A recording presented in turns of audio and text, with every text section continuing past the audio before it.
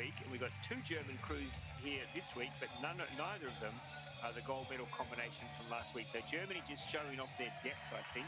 In lane 3, it'll be Florsted and Borkowski. In lane 4, half of the men's K4, Rentschmidt and Liebschier Lutz, who apparently got locked in a toilet last week at some stage and struggled to get out in time to race, which is always, that must be an athlete's worst nightmare. You're sitting in the toilet to hear your race start. Can you imagine? In lane 5 from Czechia, Spicer and Havel. In lane 6 from Australia, the Van der Westhausen brothers, Pierre and Jean. In lane 7, the Portuguese bronze medalists last week, Riviera and Baptista. In lane number 8 from Poland, Korczak and Lazinski. And in lane number 9, the People's Lane, representing Slovakia, Balaz and Botek. But I mean, yeah, we get it, Germany. You've got some depth. You've got 2 K2s in the final. But they're going to take a big challenge here, I think, from the Australians. The Portuguese, I think, and the Hungarians, Elise, are all pretty fast. And you'd never, ever, ever write off the Spaniards in lane 1. No, I think we may as well just list every single boat on the start list as challengers for this gold medal. It's going to be a tight race, that's for sure.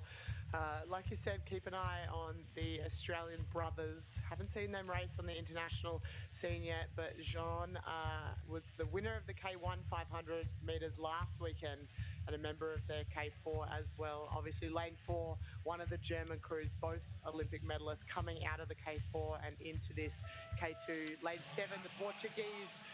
They know how to race these races and they know how to produce some solid results under some external pressures. So we're often racing now, and it looks like lane 4, that's Rentschmidt and Liebschier Lutz out to a brilliant start. They did this in the K4 as well as lane 2, the Hungarians, Korkut and Fodor. They've had a flyer of a start as well. So at the moment it is lane 2 from lane 4 and lane 1, Del Rio and Germade from Spain having a brilliant race. But the Aussies in lane 6 look like they're starting to lurch, starting to pin everyone back in this 500 metre. It's a long race when you start to break it down. I'm sure we'll have some lead changes, but at the moment it is lane 2, the Hungarians, from lane 4, the Germans, and lane 6, the Aussies.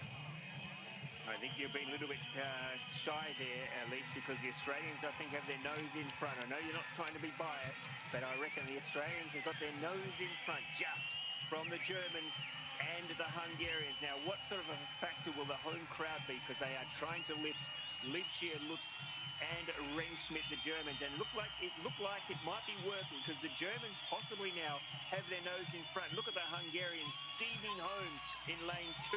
It's Rentschmidt and Liebschier Lutz from Germany. I think Hungary are the big threat here. The Australians might be just dropping off a little bit. Can they lift as they get to the line? It's Hungary, it's Germany, it's Australia at the moment, and maybe Spain flying home as well. But look at this, the Hungarians are going to get the win. Hungary gets the win over Germany, and very close to third. Maybe Australia held on to get the bronze.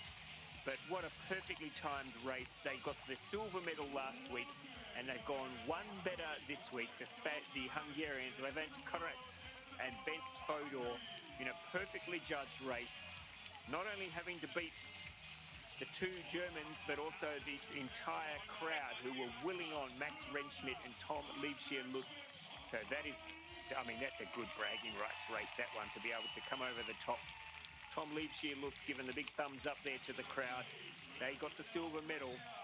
And third, I think, Elise, the Australians possibly held on to grab the bronze medal. But what a race there for the Hungarians, once again showing their class and their depth. Yeah, absolutely. We've seen Hungary on top of many, many podiums over history, Ross. So good to see them on top again. That's Kuruc and Fodor. They had a brilliant start and really held on to that the whole way through. The Germans looked like they were challenging for that first position, and really looked like they were able to capitalise on their distance per stroke through the middle of the race. But the finish of the Hungarians was brilliant.